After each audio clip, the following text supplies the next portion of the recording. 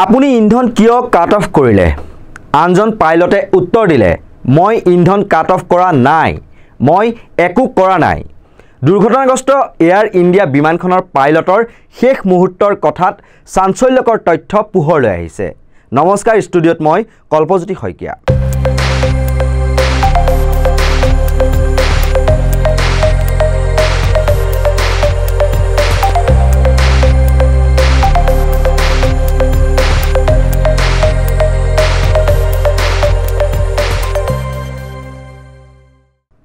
গুজৰাটৰ আহমেদাবাদত যোৱা 12 জুনত শতিকাৰ অন্যতম ভয়াৱহ বিমান দুৰ্ঘটনাত 241 জন যাত্ৰী আৰু ক্ৰুকে ধৰি মুঠ 270 জন লোকে প্ৰাণ হেৰুৱাইছিল। এই কাণ্ডৰ ঠিক এমাহৰ পিছত পোহৰলৈ আহিছে দুৰ্ঘটনাটোৰ প্ৰাৰম্ভিক তদন্তৰ প্ৰতিবেদন। আহমেদাবাদত সংঘটিত এয়াৰ ইণ্ডিয়াৰ বিমান দুৰ্ঘটনাৰ কাৰণৰ তদন্তৰ অন্তত এয়াৰক্ৰাফ্ট এক্সিডেণ্ট ইনভেষ্টিগেশ্যন ব্যুৰোই 15 পৃষ্ঠাৰ এক প্ৰতিবেদন দাখিল কৰিছে। ইয়াৰ পৰা পোহৰলৈ আহিছে যে ইয়াৰ মূল কাৰণ আছিল উৰণৰ পিছত বিমানখনৰ দুয়োটা ইঞ্জিন একেলগে বন্ধ হৈ যোৱাৰ ঘটনা। এই ঘটনাক কেন্দ্ৰ কৰি বিমানখনৰ পাইলটসকলৰ মাজত শেষ মুহূৰ্তত হোৱা বাৰ্তালাপত গুৰুত্বপূৰ্ণ তথা চাঞ্চল্যকৰ তথ্য পোৱা গৈছে। শুকুৰবাৰে মাজনিশাৰ পিছত প্ৰকাশ পোৱা AAIBৰ প্ৰতিবেদনত কোৱা হৈছে যে ককপিটৰ ভইচ ৰেকৰ্ডাৰটোত শুনা যায়, টেক অফৰ পিছত এজন পাইলটে আনজন পাইলটক সুধিছে, আপুনি ইন্ধন কিয় কাট অফ কৰিলে? আনজন পাইলটে উত্তৰ দিলে, মই ইন্ধন কাট অফ কৰা নাই, মই একো কৰা নাই। এই কথাবোৰৰ মাজতেই লণ্ডন অভিমুখী এয়াৰ ইণ্ডিয়া বোয়িং 787 বিমানখনৰ প্ৰকৃততে কি সমস্যা হৈছিল তাৰ মূল চাবিকাঠিসমূহ লুকাই আছে।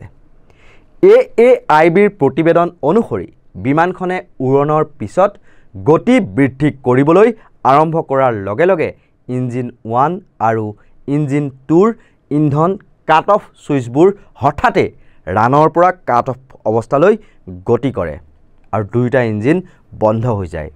কিন্তু এনহান্সড এয়াৰবৰ্ন ফ্লাইট ৰেকৰ্ডাৰ অৰ্থাৎ ব্লেক বক্সৰ পৰা পোৱা তথ্যত কোৱা হৈছে যে সময় কম হ'লেও পাইলটসকলে পুনৰ ইন্ধন নিয়ন্ত্ৰণৰ ছুইচবোৰ কাট অফৰ পৰা ৰানলৈ ঘূৰাই আনিছিল। ইন্ধন যোগান আৰম্ভ হোৱাৰ লগে লগে ইঞ্জিন 1 ষ্টাৰ্ট হ'লেও ই স্থিৰ নহ'ল আৰু ইঞ্জিন 2 পুনৰ ষ্টাৰ্টেই নহ'ল। কিন্তু কেইছেকেণ্ডমানৰ পিছত ই AFR ৰেকৰ্ডিং বন্ধ হৈ যায়। ইয়াৰ কিছু সময়ৰ পিছতে এজন পাইলটে ATCলৈ মেডেৰ সতৰ্কবাণী প্ৰেৰণ কৰে।